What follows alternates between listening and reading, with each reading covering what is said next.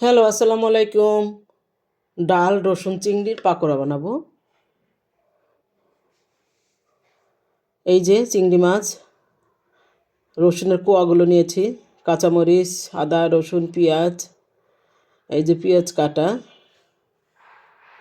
একটু হলুদ সজের গুঁড়া, আর এই যে মসুরের ডাল।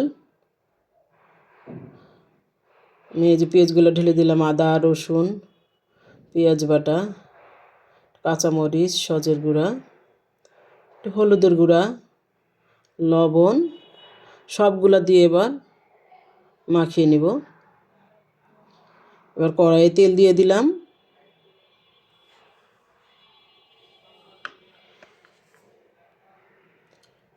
এই যে আমি একটু গোল গোল করে কিছু চিংড়ি, কিছু রসুন দিয়ে এগুলো মচমচা করে ভেজে নিব।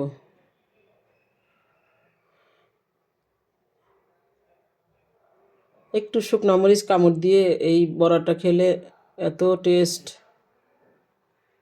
খুব মজার পাকোড়া এটা। একে একে যে সবগুলি বানিয়ে নিব। খুব সুস্বাদু হয় এই পাকোড়াটা।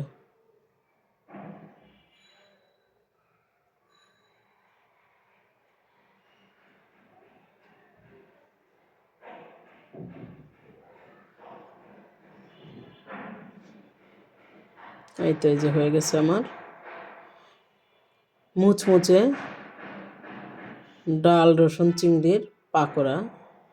সাথে 4টা মরিচ ভেজে নিলাম, খুবই মজার হয়।